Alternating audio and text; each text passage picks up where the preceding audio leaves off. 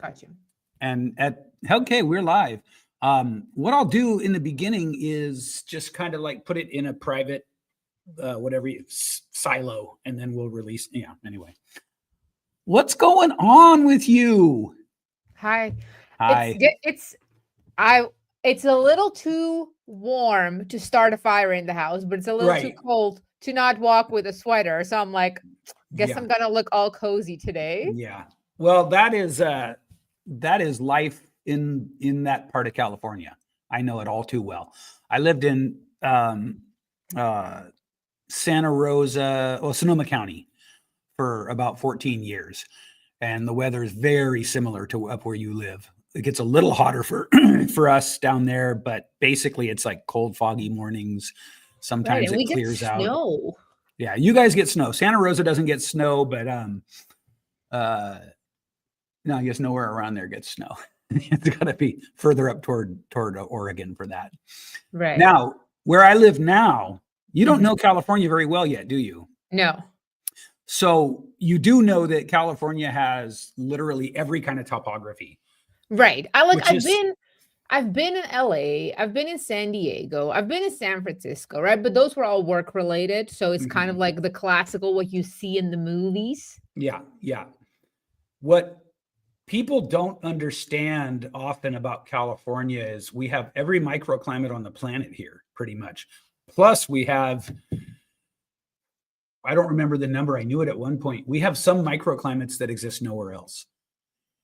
It's a really, really special place. If we could just get it to pull its head out of its own ass and stop voting for its own destruction. I feel like California is one of these places because, no one knows where I live, and I'm always keeping that anonymous, but everyone has seen my journey visiting Mount Shasta recently, right? Yeah, right. And even I, prior to ever visiting California and like Mount Shasta and all these places like only amplify it, I too had the kind of standard political bias about California, right? Yeah. It's the LA, it's the homeless, it's the loudest cities.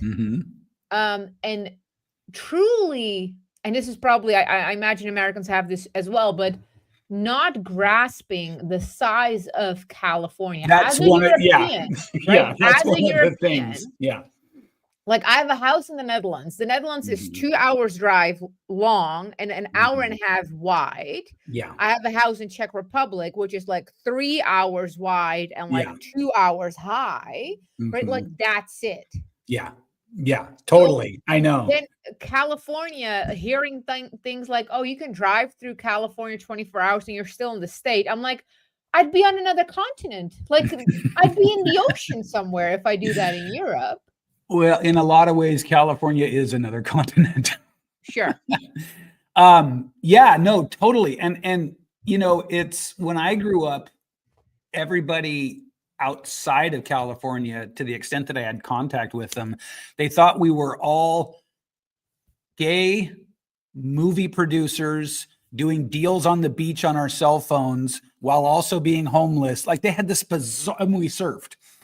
They had this bizarre image of us. And I figured out, so randomly I heard something that Elon Musk said that really was like, holy shit.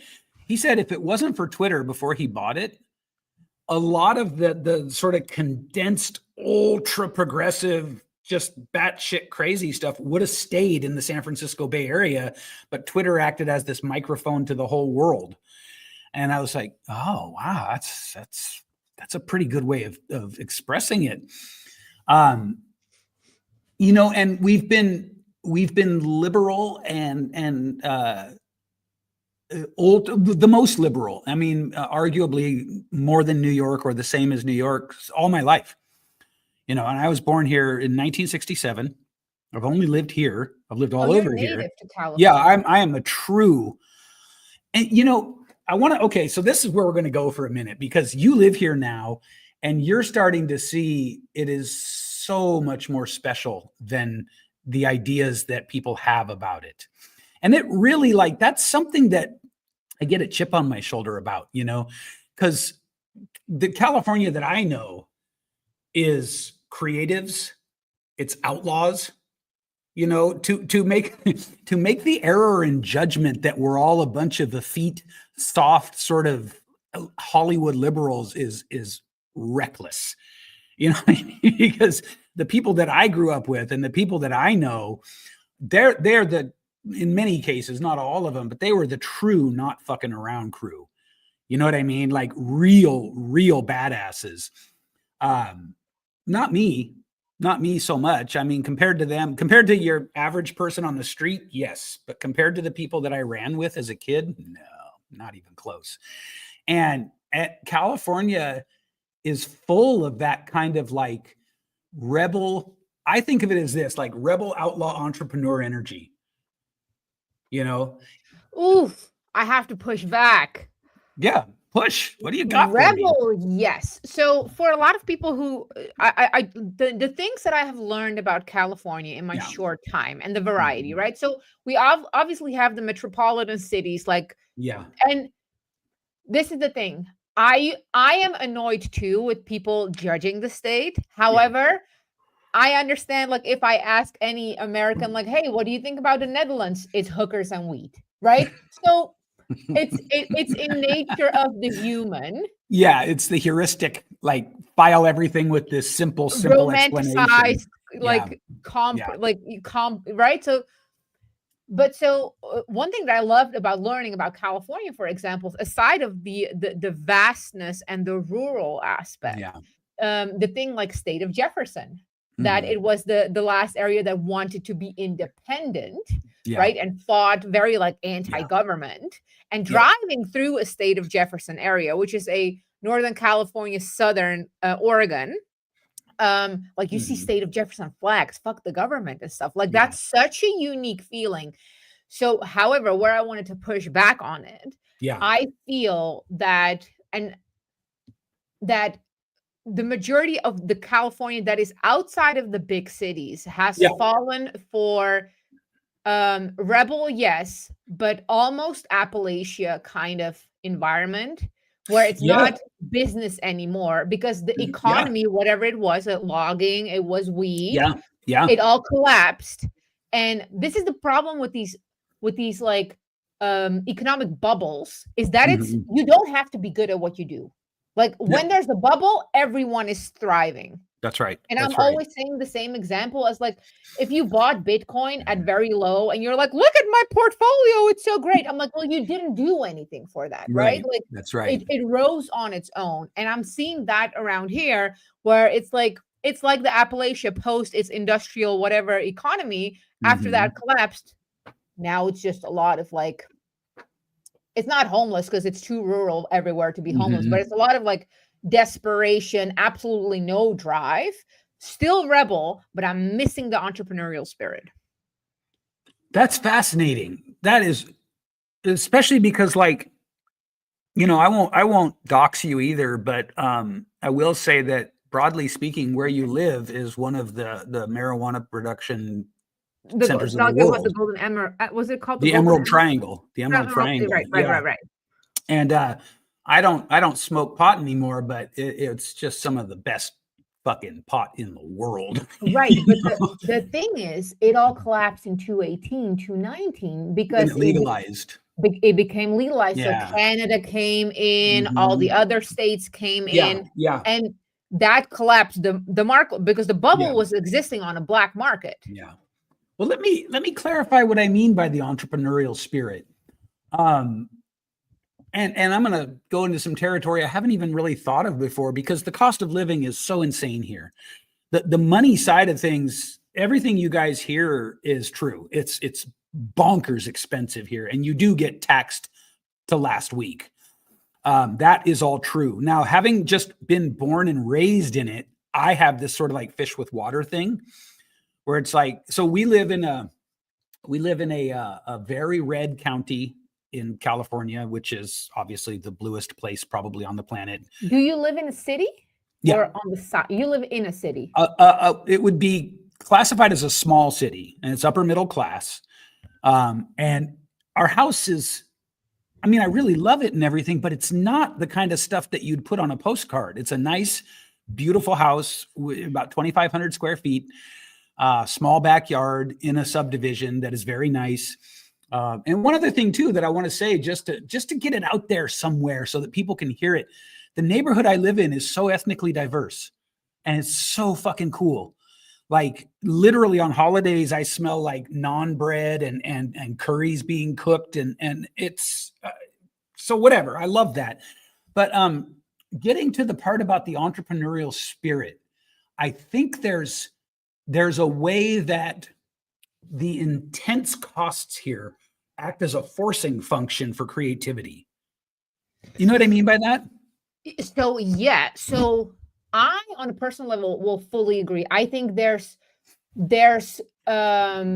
creativity and limitations. Yeah. Put constraints on yourself to do better, and you get creative. Yeah, that's and right. I absolutely. So I've never been in your area, but I've been around San Fran. I've been around Sacramento, around it, right? Even when I went horse shopping, and I see it there. When you get as rural as I am, and just to illustrate, we have 200 people. The next town has 85 people. The town next to that has 30 people. And I mean, when I can't see my neighbors either way. Right. Right. I don't see that here. And I'm wondering if and you wouldn't, I think, because other than the internet, there's no infrastructure for such a thing, right? There's nobody you can take it to market with unless it's online. So that's a great point. And so one thing that is consistent with everywhere I've lived is it was all in or very adjacent to populated areas. Right. So I think that that's part of it for sure. That's a good observation. We've been having at home this conversation. So to illustrate, and I know you know my post and my thoughts about America. Like upon arriving in America, I landed in Scottsdale, Arizona. Ended up working on a ranch, right? So I have like very cowboy, like we're working 12, 16 hours a day, like fucking epic. Then I moved to Montana, ranch environment. And then I moved here, and I've almost categorized it as you have post-economic bubble rural and you have ranch rural. And the difference between the two is ranch rural requires hard drive. Like there's no pausing, there's no because there's a season to a ranch. It's always non-profit, like it doesn't make any profit, right? So we're not doing it for the sense of profit. But because ranches don't make profit, there's also a business side aspect to a creativity on the side, because people need to get creative in how to get money, because the ranch itself won't sustain itself, right? So there's a collective push from all directions that differentiates ranch rural versus post-bubble rural. And again, I'm saying Appalachia, I'm saying Northern California, I'm saying all these rural places that aren't close enough to a bigger populated city. They don't have the push because they don't have the infrastructure. Yeah. I love that analogy of Appalachia rural, because that's one of the things, like growing up, I assume because of the way I was raised, the people that you go where you're accepted, right? If you have the opportunity. And the people that accepted me they're straight up outlaws and criminals. And a lot of them were so just like oaky redneck. You know what I mean? And so my version of California was like, like oaky rednecks. And what I think another thing people don't understand here is we have the second largest conservative population in the United States, second only to Texas. Maybe Florida now. And I know that there's all this like talk about people voting with their feet, and we are losing people, which is telling. And I'd love to get into that in this conversation. But yeah, the basic postcard representation of California that you see is almost criminally misleading to what it really is here. You know what I mean? Absolutely. While it also being accurate, right? Like it's accurate to part of it. It's accurate to part of it. Yeah. It's accurate to the squiggly parts, which is to say the coast. Right. But California is so big, it's not just all coast. And I think that's a mistake that people make in their assessment. Let's I just took a quick note because you said something about your thoughts on America. People watching this probably won't know how you got here. And I think I think it's worth both of us saying a little bit about kind of who we are. Yes. So I'm going to let you go first because I love your thing. So I'm your favorite opinionated legendary Amerislav. I accidentally ended in America. Background: born and raised East Europe, Czech Republic, lived in 7 nations, traveled 48 countries, traveled 45 states, speak 9 languages. If you count sarcasm, luck, money, and success, I speak 13, but hey, who is counting? And the second year in COVID, after that was kind of the rise of my companies. I have several companies. I have a background of being a world famous dominatrix. I am a coach. I have a language translation companies and businesses. So I've been all over the place. I used to own tattoo studios. I used to own restaurants. Like, I've been all over the place. During the second year of COVID, all of my businesses started to take off, probably because I was at home, and I'm a triple Capricorn for the astrology nerds around us, which is basically Satan's kid. We go, go, go, go, go. Yeah. You're uphill skiers. Yes. And then someone would go like, did you know there was a route? And I'm like, no, I had no idea. I'll brush myself I'm busy making it. Yeah. Right. I'm too busy climbing the fucking like a goat. By the way, sorry. Capricorn here, year of the goat. There we fucking go. There we fucking go. There we go. Love it. We are the goats.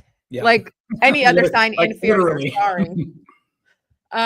During second year of COVID, after I've been kind of going from country to country because 6 weeks, 2 more weeks closure, and we had it rough in Europe, and we can go into that another time. I was like, I'm going to the only open country that I could get an airplane to. It's Mexico. I'm flying to fucking Mexico. I don't know when I'm coming back. We'll see how it goes. So I'm at that point moving to Mexico. And upon arrival in Mexico, I have a bunch of meetings with a bunch of business friends. The event is called Beer and Pancakes. It's for the outlaw entrepreneurs. Absolutely the best shady people in the fucking planet. And they're like, you should come to America. You will love it. And I'm like, okay, why not? And I ended up going to the US. And there's a chapter that one day, once the chapter is closed, I'll go into details. But I ended up going to Arizona and loving it. And for the first time, even though I've traveled so much in the US, truly feeling what America is built upon, like feeling its values, seeing it around me, seeing people live the values. Yeah. And that was such I might cry, and I have zero problem crying about that. That was such as someone who has chased freedom, as someone from a communist country. Yeah. And COVID, I feel like it was just like another round of fucking communism in the pre chapter of communism. That's how it felt. Like we're closing everything down. That's what it felt like to me too. Right. Yeah. Right. So then coming to America with this, the realistic view of Europe, not what it was, because I think I lived in Europe during the golden times, before the EU happened and after communism collapsed, after right. So that was like a 10-year period where it was glory. Yeah. Yeah. But that Europe doesn't exist anymore. Yeah. And I know everyone, like America has its own version in certain aspects of it, but the contrast became so large. So then moved to Montana, ranch life, then here. And I have such a deep, America is my do not fucking touch America. I will fucking rip your head off. That's where I want to jump in and jump off too, because so first my turn. It's always so weird to say this, and also because I wrote my life story out, right, as an exorcism of the shit that was in me. So I was born in a cult in 1967 in San Francisco If you get it, you get it. If you don't, that was the epicenter of the hippie movement, and the epicenter time-wise. 67 was the summer of love. Liking words and language like I do, I like to say I was born in the winter of the summer of love. Excellent. And that's it's really true. good. Yeah. That's really good. And so my reality as a kid, as a baby, I was the first child born into this cult. And so I had my father, who was not much in my life, but he was a legend. He was literally bigger than life. And so everybody at the same time put me on this pedestal for being the first kid. And then my mom named me Emmanuel, which is pretty lofty. And then, they had this sort of duality with me of like, oh my God, first kid born in the commune. And also your father ripped me off, but he's also a musical genius. And so it was this really kind of surreal kind of energy around everything. Plus there was the indoctrination, because you don't have a commune or a cult without a philosophy or an ideology. And the ideology was sort of like a couple steps closer to the center than this really far left stuff that we've seen take hold. This ultra progressive sort of like, I saw somebody on YouTube summarize it as, it's all about feelings and not facts and reality. And I thought that's a really accurate thing, right? I mean, I've heard, or I've seen in print, so many people claim that their lived experience is the ultimate manifestation of truth. And so to that, I'm like, well, then how come you're taking my lived experience from me? Right? How can you say that and then at the same time tell me I'm evil just because I'm a middle-aged white man? So that was my upbringing, and it led to jails, institutions, and damn near death is what it led to. It led to drugs, violence, crime, all of this stuff. And underneath it all, though, way before I had the words to express it, I was interested in free market. I was interested in capitalism. I was interested in the idea of the West. I didn't know it yet. All I knew was that there was this intense cognitive dissonance. And through my experience, particularly through COVID, and this is perfect because it's the topic here is how the hell did we get here, right? I saw the Me Too movement rise up, and I was all in. I was like, fuck yeah, that is so awesome. And then I saw it go way. That was my final two. Yeah. I was like, we're angry? Okay, let's go. Yeah. Right. And then I saw it go from meaningful to just petty and hurtful and just looking for people. So it looked to me like there was one wave, let's see, one wave that sort of overlapped with another.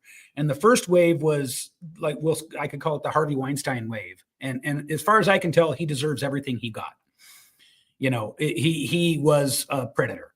And there were many others. But then it just turned into like digging back into Kevin Hart's tweets from 10 years ago for a racist joke he made and canceling him from the Oscars and shit like that. And someone catcalled you, #MeToo, which is an insult to people who actually experienced anything. Right. So it turned into this mockery of what it was, but it launched the cancel culture thing. And I didn't pay too much mind to any of it because it wasn't happening in my physical day-to-day life. It's just on the internet, right? But it was weird and it was creepy. And I remember saying things like, this is utterly unsustainable, because what'll happen ultimately is you'll just subdivide into little opinion groups of one that disagree with everyone else on something. So now you're just all canceling each other in what amounts to a sort of self-righteous Dutch rudder of like pretend outrage. And so but through all of this, I had the backdrop of California, but I had the backdrop of my California. So if you don't know, anyone watching, I spent most of my formative years in Stockton. And Stockton is the city that should get the credit for being the dangerous city. When Compton and Watts and South Central get all the credit, Stockton is quietly one of the most dangerous places to live and has been for 50 years. It's never dipped out of the top 10 list every time I've checked my entire life. And so it wasn't enough that we lived in Stockton. In their wisdom, the hippies, which is what I call this like in group for the cult I was born in, they moved us to the center of the south side of Stockton. And that is straight up ghetto. It is straight up Mexican ghetto. And so I was a little skinny white hippie kid with long hair and homemade clothes running around in a Mexican ghetto. I had to learn how to fight. I had to learn how to run really, really quickly. And so that just sort of set me on this trajectory, which is the long way of saying that's why I always wound up spending time with criminals and outlaws. And so my California, it just doesn't match. You know what I mean? And one thing that I would love for you to elaborate on, because you have to understand, look, we have bad neighborhoods in Europe. We don't have the ghettos like we have in America or Southern America. I've lived also in I've been in Latin America. I know it's a different level, right? American ghettos too. So as someone who has not lived in a city, let alone a ghetto, my question always is, I've left home when I was 15. I'm like, fuck this shit, not working. I'm on my own, right? Doing the most horrendous shit that one can imagine, because a 15-year-old is not supposed to be on its own. Right. But the first question that I get when hearing your background story is the same question I have when Hurricane Katrina happens. It's like, why do people fucking live there? Yeah, I think I would not have been able to answer that question meaningfully even a short time ago. So one of the things, and we're about to just dive to the deep water here. We're going Mariana Trench right now. I remember reading Persuasion by Cialdini, which is, if you don't know, he's the absolute granddad of persuasion study. And so all marketers know about his two books, Persuasion and Persuasion. I read Persuasion. It's very dense. It's very ingenious, but it's very dense. But one thing stuck out to me. Two things. One is he made an empirical argument that reciprocity is the most compelling of the ethical principles of persuasion.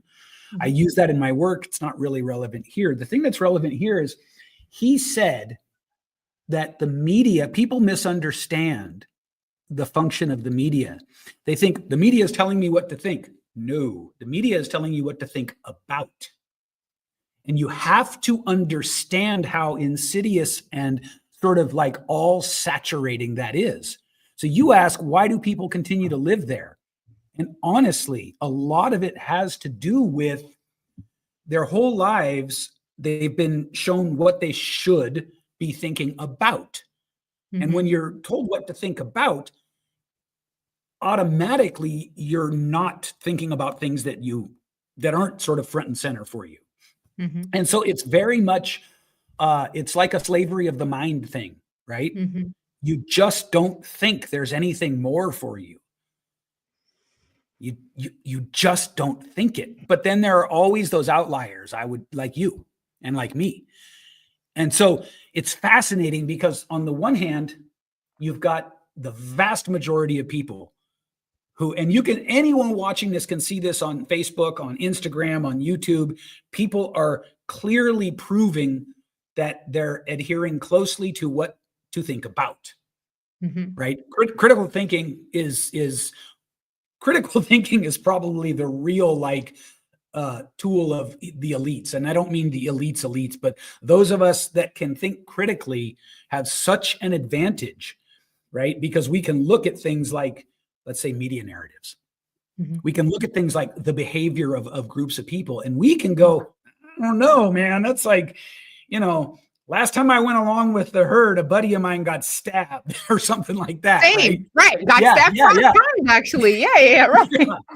And so I think that's why people have, they're born in the same way that I was born into an indoctrinated set of beliefs.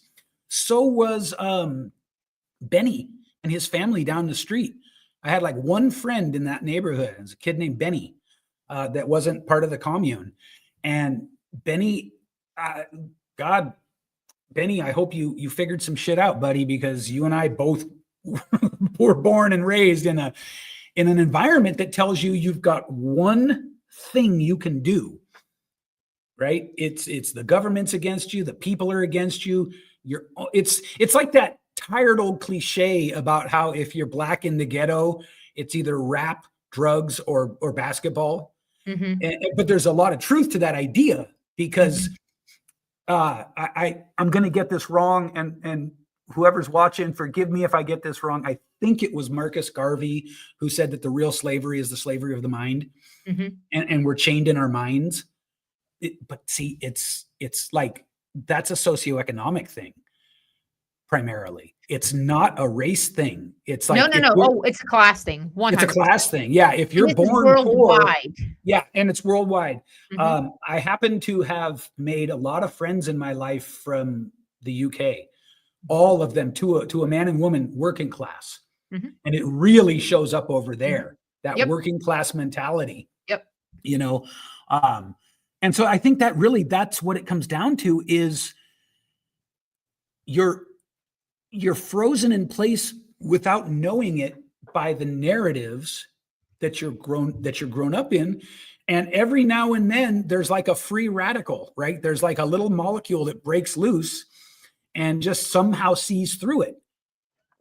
That's you and me. So I always like to take credit for my fucking rebellious life, but also hearing your story right now, I am wondering actively, like, I've been raised and surrounded by criminals. My mom was a prostitute. Grandma was a serial entrepreneur during communism, which is a no-go because she should be in the kitchen. Grandpa was a journalist who would write the real news about communism. He would hide the typewriter in the play area outside, dig it up once a week, get the news out. The house would get raided like every 2 weeks, because so like, I'm raised by criminals. Right. Yeah. So I am wondering how much like that, because all of this doesn't make me an outlier at all. It's like, it's just the norm. I think if you could hypothetically take 1,000 other people whose birth and childhood situations were similar, you'd find that it is still an outlier situation. Here's my non-scientific take. There is, let's call it a gene, even though it's not a gene, it's just a tendency of some kind, but let's call it a gene. There's a gene that just shows up in a small percentage of the population. You know, like, why in the world did Helen Keller do what she did instead of just being a victim to being deaf, dumb, and blind? Right? Why in the world did I don't know, pick your historic figure of noteworthy accomplishment? It's like, it would have been so much easier. You know what I mean? Just to say fuck it and go along, get along. But some of us, and honestly, I want to get into this with you in particular. I am starting to develop this theory that each of us, if you were to sort of draw back far enough that you were like sort of looking at us through a microscope, each individual human seems to me to be a single unit of pure creativity. Yes. And that's and I would just from a semantics, creativity doesn't land for me, but I say actual fucking life force. Like, I think they're the same thing. And I've given this a lot of thought, and I'd love to chew this with you. So here, people talk about consciousness and life as the sort of the base layer of reality. I think creativity is the base layer of reality. And I don't mean creativity like, oh, that's great, Jackson Pollock did splatters and made millions. I mean the actual forces. Creation. Yeah, like all through the universe, as far as I can tell, it's forces interacting with each other and creating more and more interdependence and complexity. And at some point through that, what we call consciousness sort of just popped out. And so I think, and hopefully I'm just ahead of science here on this and not just losing my mind, but I think that creativity is the thing. It is the thing.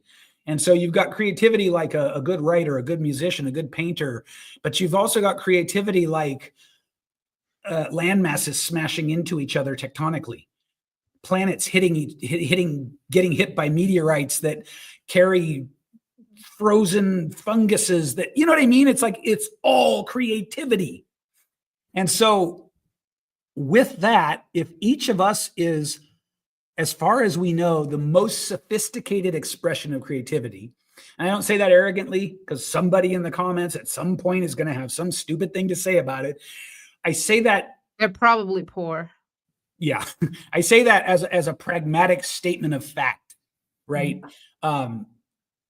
That to me explains better than anything else why some of us in roughly the same situation take a radically different path from it.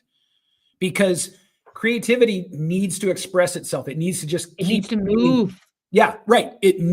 So as far as I can tell, the function of creativity is to create further and further interdependence, connectivity, and complexity, and just see where it goes. Right. I maybe on another episode we'll get into this, but I don't believe the Big Bang was a thing. No, I mean I believe it was a thing, but I don't think it went from nothing to everything. I think that's part of a cycle too. Because as far as I can tell, the same sort of approximate patterns play out at every scale that we can perceive. And so, wow, let's swim back up to the waters.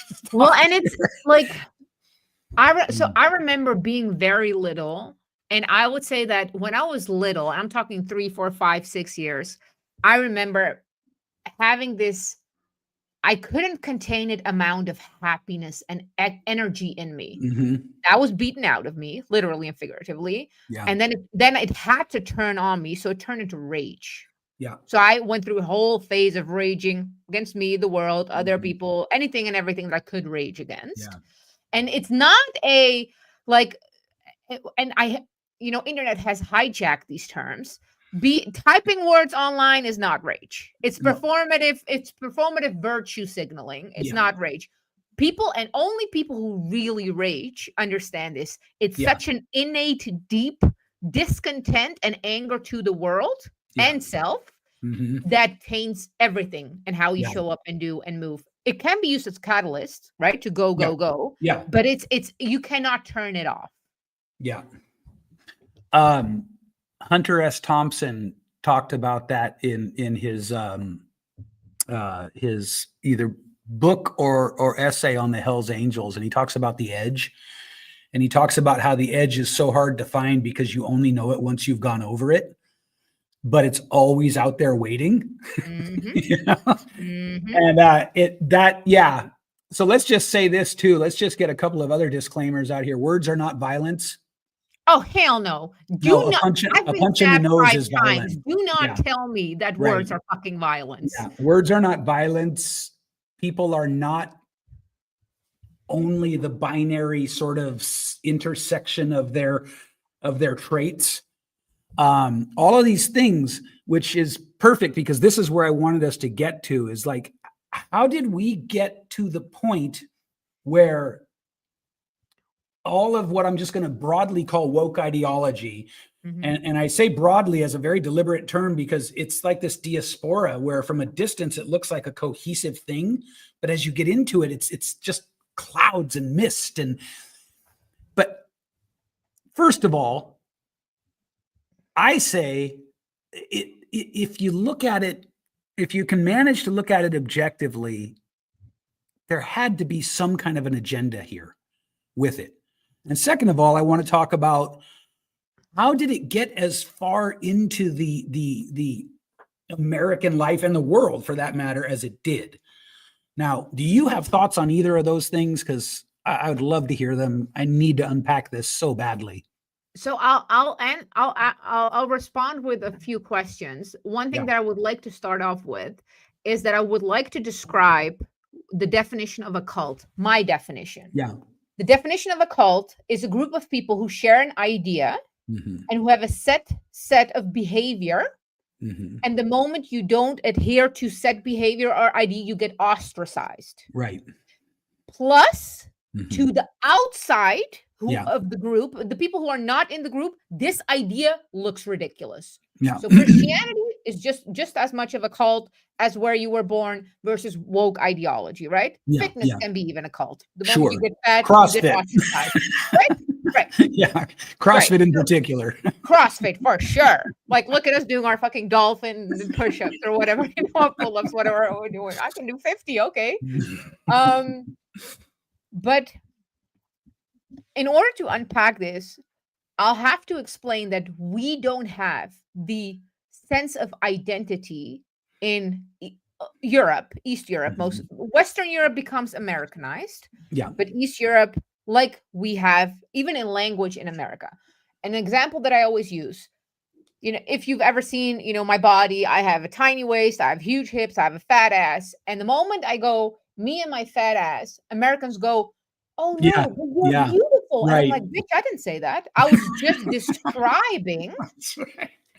I was just describing, because if I said me and my short arms, you wouldn't go, no, oh, your arms are so long. No. I'm 5 foot on a good day. I have short arms, right? So, but we have attached certain moral depth to this language and pink them on identity. And on top of that, what you see somewhere along the movement, America started to ostracize itself and attach identity to the romanticized version of Europe. I am Viking. I am UK. I am Spanish descent. Right. Couldn't point them on a map for the life of you, right? Right. But I'm Irish because I like beer or whatever the fuck. Like, again, simplistic. So identity became this simplistic version. Right. Yeah. So now you have white, male, fat, black, queer, trans. Yeah. And that became the identity. Right. Yeah. It became publicly and socially all of what you were. Right. How did we get there? In your opinion? I'd love to share mine too, but I just, like I said, I just need to unpack this, because as someone who does think critically and has spent his whole life sort of feeling like a compassionate, connected outsider from let's say the herd or whatever, I never felt like I belonged, but at the same time, in a weird way that you might be able to relate to, I feel like that gives me a special appreciation of humanity. Oh, 100%. I mean, the beauty is so profound, it almost breaks me. And at the same time, everyone. Yeah, exactly.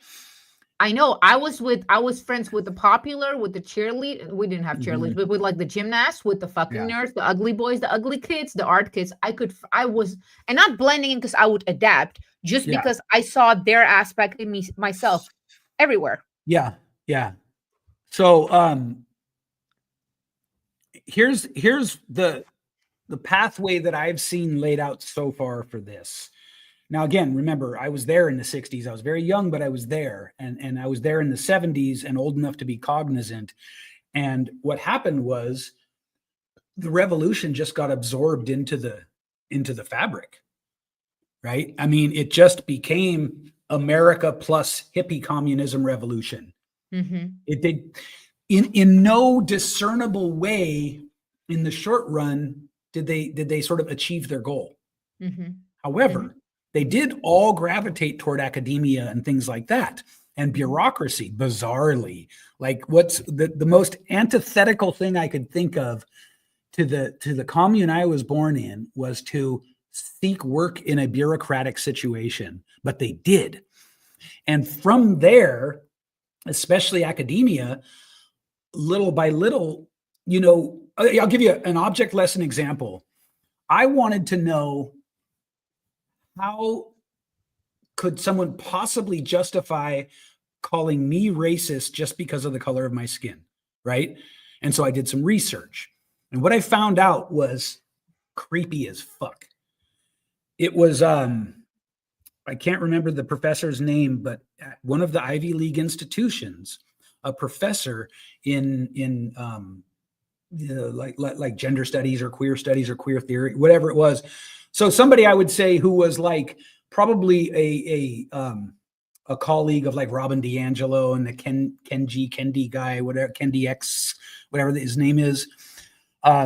Listen to how insidious this is. They changed the definition of racism and kept it isolated for the class.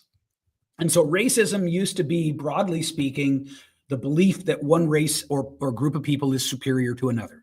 Mm-hmm. That was it, right? And I grew up, like I said, in a Mexican ghetto. You're muted. You're muted. I don't know how you muted yourself. We're back. Okay, yeah. I mean, like the Asians fucking knocked on the door with that one. They're like, it's us. But okay. And so they, for the purposes of the curriculum of that class, and this is, to me, this is diabolical. They redefined racism to be the belief that one race is superior to another plus power equals racism. And then they defined power as those who benefit from get this, the inherently racist structures in America. So they made it circular.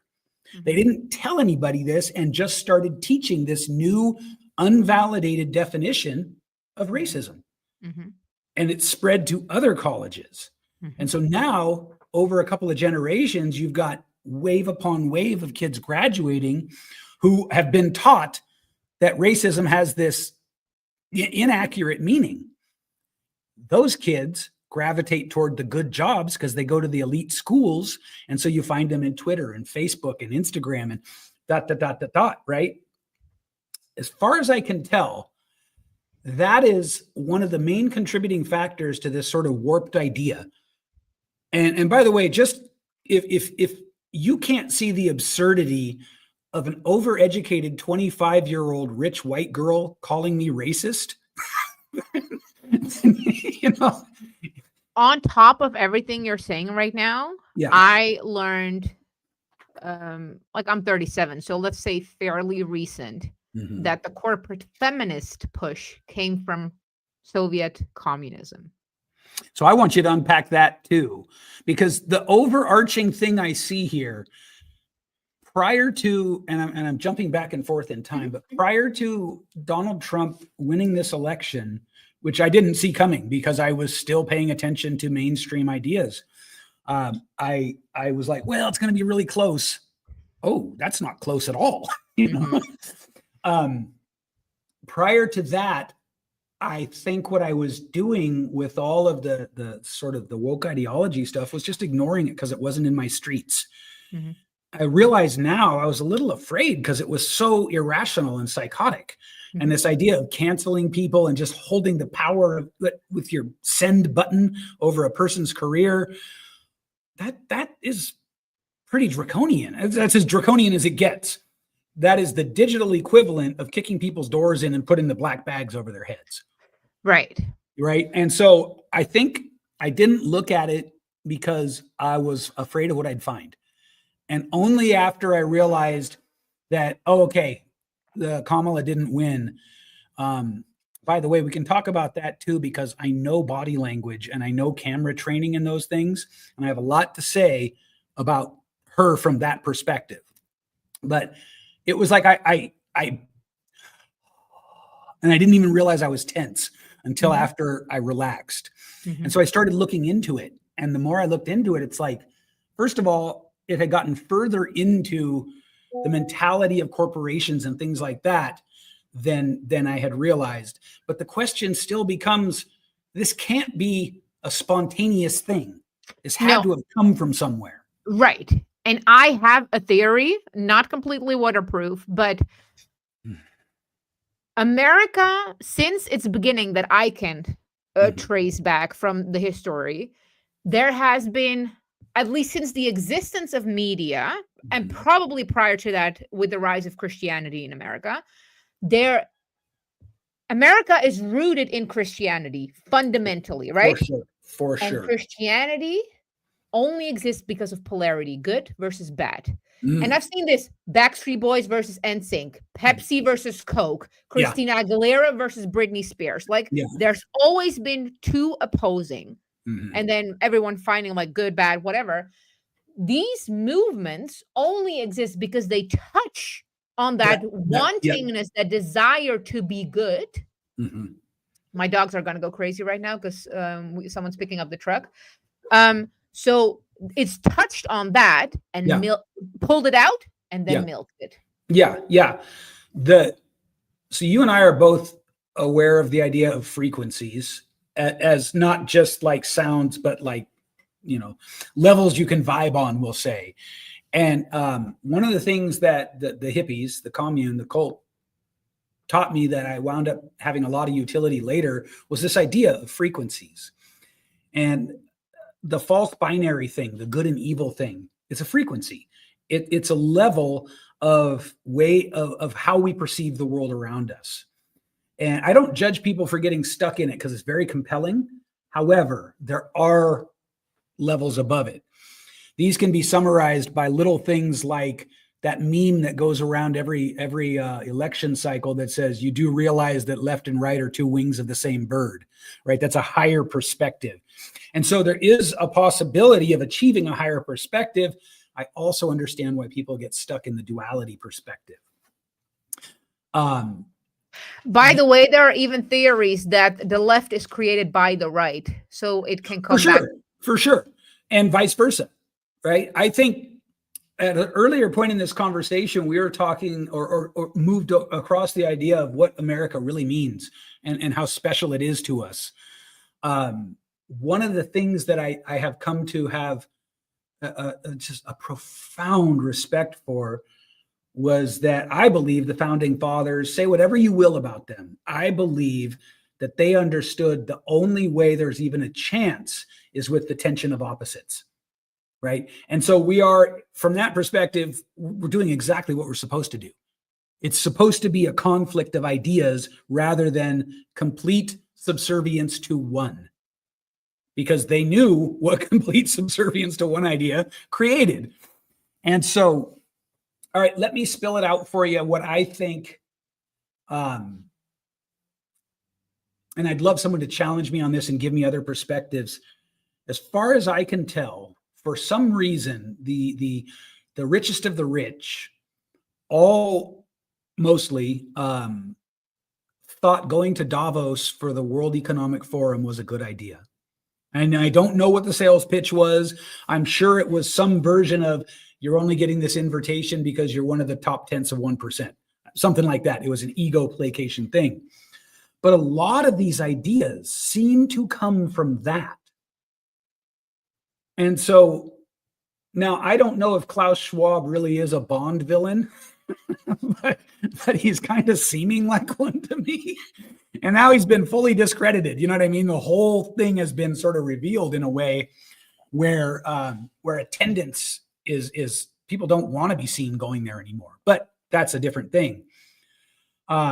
And then you have powerhouses like BlackRock, Larry Fink, who control trillions of dollars, and they are pushing agendas that, as far as I can tell, they got from Davos.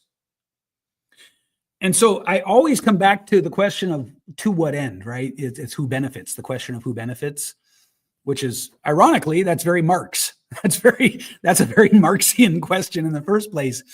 But like, who benefits? Because as far as I can tell, if the insanity of canceling people and having intersectionality and identity be the only things that are relevant kept going, it would undermine the fabric of the West. Is that too dramatic, do you think? So, for one, no. I know. Check my math here at any point. No. Have you read my story about my protest friend recently?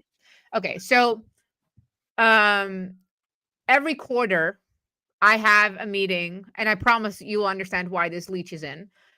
Every quarter I have a meeting with my friend who is a paid organizer to create chaos and protests. So an agitator. Yeah, she banks about 50K a month. This is the second person I know, by the way. And ironically, she works for the same person hires her to make opposing protest and chaos. Mm. And you know, my husband, he would also go like, you know, why would they do that? And I wonder at this point, and I'm not dying on any hill.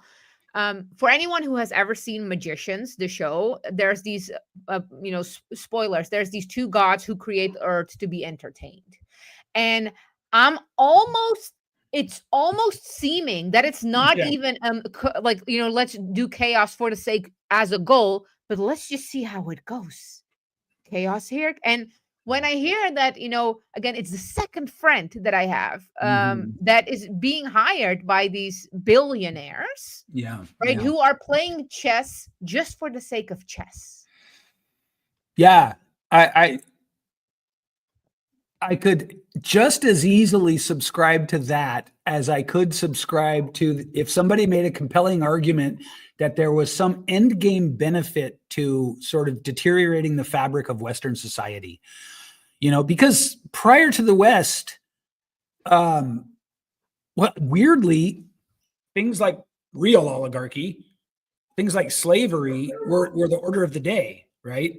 And we among many other things, we have a very, very sort of pinhole view of the idea of slavery in this country. And people don't, this is a weird thing to say, and I'm not even sure I should say it, but a lot of people, for whatever reason, don't acknowledge that America is what ended slavery too. Yes, we did it. Nobody can deny that, but it was what everybody did. And we also ended it. So like, seems like that ought to count for something. But yeah, so like I could see being so top of the heap that you just get fucking bored. Right? I mean, you are truly a master of the universe. Let's say like a Rothschild or something, or whatever. And I don't know. I don't. Well, people keep using like, oh, but they want the money. I'm like, they are above money. Yeah, that me too. That's something that always falls flat for me. That's a poor people argument. Yeah, exactly. You know, idolizing money. Once you reach even my levels, right? Like, you know, 6, 7, 8, 6 and 7 digits. You're like, yeah, sure, I can play bigger games and buy bigger toys, but it's kind of the same at one point. Yeah, like that's not a drive anymore. So I can only imagine when you are in the 10, 9, 11, 12 digits, right? That like that's a non-thing. When you get to that insane level of generational wealth, and you know, people use that really just lazy ad hominem argument against like Elon Musk too. And to me, that it immediately tells me you're not someone I should take seriously. And I'm not saying I wouldn't take seriously thoughtful, rational arguments against him, because I would. I'm a fan, but I'm open to discussion. But the discussion is always just these like bumper sticker level arguments, you know. It's like my own kid said to me, "Oh, I hate that guy." And I said, "Why?" His answer was, "Do you know if you spent $10,000 a day, it would take you 600 years to spend his fortune?" Which is also inaccurate, by the way. Yeah, it probably is. But the point is this, that's not a reason to hate someone. So this is the America, right? Yeah. Everyone wants to get rich to a certain extent. My problem with even just that argument is I have asked several times on my Facebook even, how much money does Musk have? And I preface, do not insult me by sharing his wealth. Yeah. Because I'm not talking, how much money does he have? Yeah. And it falls flat, right? Like no one really has the answer. They're like, well, this is what he's worth. Yeah. But that's not what I'm talking about. I ask, how much money does he have? So when I hear someone, and I know they come from a good place, say like, hey, you know, if they spend, you know, if you spend 10K, but he doesn't have 10K every day, right? That's not worth is something different than having liquid money. Right. Yeah. Yeah. You're right. It's like a poor people argument. And it's intentionally divisionist. You know, that's another thing too. Like you'll see all of those like meme level ideas about why we should tax the rich. It's so lazy that I'm just like, well, you'll never, God, you don't even deserve to be acknowledged when your whole argument is he made this much, he made this much, he made this much, 3 words, tax the rich. It's like, well, why don't we also do this? Why don't we take some of the muscle off the bodybuilders and give it to the skinny people? A lot of people ask for a little bit of my hips. Yeah, take the hips off the girl with the dump truck and give it to the girl with the flat butt. I want to share just a tiny story that I always use when it comes to like tax the rich. When I was really young, and I'm talking about 8 or 9, my mom gives me big money because again, she's a prostitute, balling in money. And she goes, you go in grocery. Sorry, the dog is going. That's okay. And she goes, here, go to the grocery store, get stuff for soup. I don't fucking know, like 3 things. Now I, with my money, go to the store and I'm like, got the grocery stuff, but I also spent all of the other $100, equivalent $100. So I get home and my mom is like, where's the change? And I give her like the equivalent of $3. She gave me $100, right? And she's like, what did you do with it? Like the groceries were like $12. I'm like, well, I spent it. And you know what my mom did? She never gave me money after that anymore because she wanted me to learn. I had to work back. Yeah. And most people are not like my mom. Most people are like, oh, you spend it all here. Yeah. That's how taxes work. And everyone tax the rich. Yeah. I want to preface this. I would happily pay 90% tax if I knew it would actually benefit people. Sure. Yeah. And happily. No problem. And I feel like, again, like most conscientious people would have a similar point of view. You know, most conscientious people would say, I'm happy to help my neighbor. I want us all to, you know, to rise up together. So,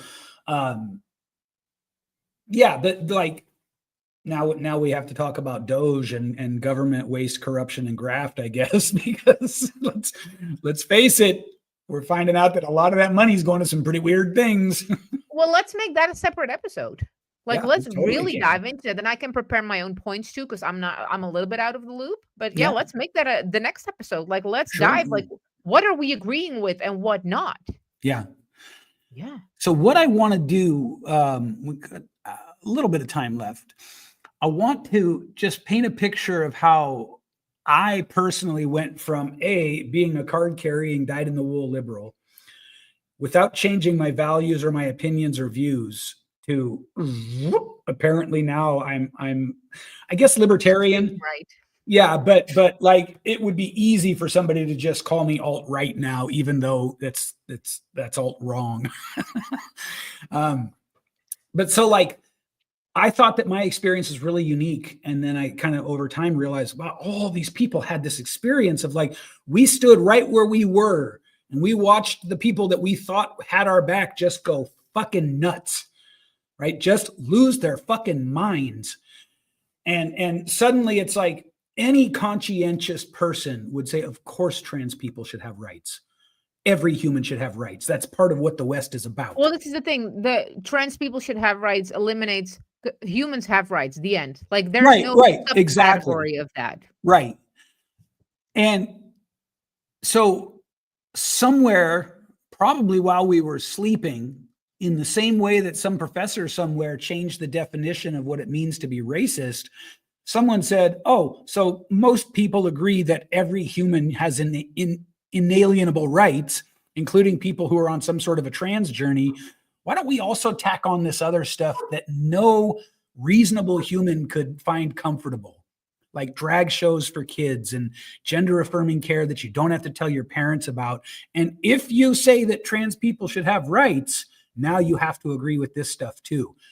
It's like they tack on. You're jumping too far though. You're doing what the right does. And where they lose people is because the left operates on feelings, the right operates on facts. Yeah. When you talk about stuff like, drag people shouldn't be reading for kids, you're already too far in their street. Okay. So this got diluted with sex work is empowering. Yeah. A naked body should be appropriate, okay, and everywhere. right? It gets way diluted way earlier on, and it's leading to that. Every person is autonomous. Human life isn't worth anything. It's a parasite as long as it's in your body. Until then, right? Like, so all these things, when you start discussing details as in, trans in women toilets or drag, you're already too far, because it started way earlier. Okay. And so when you attack those key points, you're already in direct opposition. You could ask, finding mutual language. Do you think that there's an appropriate way to dress in certain places? When the person says yes, we can start off that. Like, I want my doctor to look a certain way. If my doctor pulls up in heels, even though she's hot, and a tank top, I will not see her as a professional. Right. Yeah. But if the person's already too far gone, saying no, it's just expression, there's no conversation anymore. Yeah. So we have to figure out first, where do we still agree? Yeah. And then we can go into the deeper. So, I agree. Yeah. Is there an appropriateness? Like, these people often will also say, and again, I come from the sex industry, so these people glorify, like, oh, sex industry is amazing. Shut the fuck up. You have no idea what the fuck you're talking about. Right. Like, a little baby.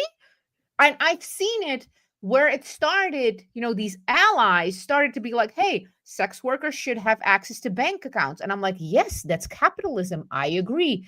And then they were making arguments on behalf of sex workers while not knowing. And I'm like, oh, no, baby, we should legalize sex work. I'm like, oh, no, none of my hooker friends want a dick suck certificate. Shut the fuck up. Like, no, we do not want it legalized. That's a completely different thing. So it got its own momentum. It's with all these things. So we have to figure out, where do we still agree? Yeah. And otherwise, we're already too far gone, and we're just crushing on each other. We're like boxing. Would you say that the example I just gave was it was inadvertent, but would you say it was still too oversimplified to be effective? And too far. And too far, yeah. Yeah, I hear you. I don't remember the original thing that I was using that as a point for, but so one of the things that seems like really made my hair on my neck stand on end was this idea that the nuance of communication and language was really getting lost. And I hate to be the 95th million person to say it, but it was getting Orwellian. It was like this subversion of language that closed in on itself. And I will humbly accept that you just pointed out that I was doing that without realizing it, in a way, more conceptually than with words. But, we have to have an ability to talk about things, which would start with, where do we agree, as you said? Where do we agree? And I think the follow-up is, if asking the other person, if you would have gone through life in this and this and this manner, could you imagine that I would believe this thing? So I'm saying, I come from communism, therefore I hate government. Could you imagine if you went through communism? And usually there's like, oh yeah, right? And for the extreme Me Too people, the simplification becomes like, hey, if you've had various negative experiences with men, could you imagine to be in a hyper fucking, angry state all the time? Yes, not the solution. We're not justifying it, but we could, and then we can start connecting. But I feel that we need to constantly come back, not even to the center, not to the left, but to the outside of it, because life happens outside of it. Yeah. And in the end, it is leading by example. Yeah. It's just a fucking long game. Yeah. So in a way, check me on this, check my math on this, but it's, in a way, I do need to unpack this stuff and sort of off gas from the level of pressure.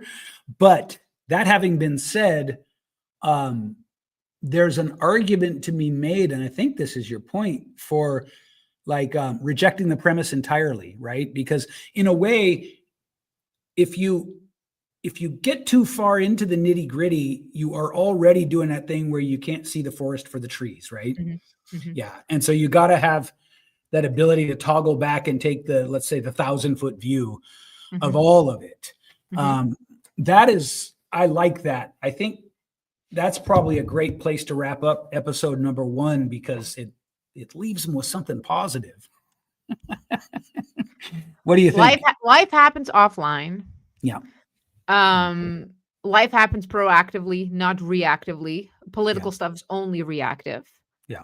And the kind of challenge that I found to be true in life is that the people who are actively seeking out life just mostly want to be left alone, but also aren't marketing it. And it's at this point, I'm seeing it as our personal responsibility to market real life again. There you go. Yeah. Yeah. I think so too. I agree with that. Let's put a period on it right there, because I think that's a great wrap up for this. Stick around. I'm gonna stop recording, and then you and I will debrief.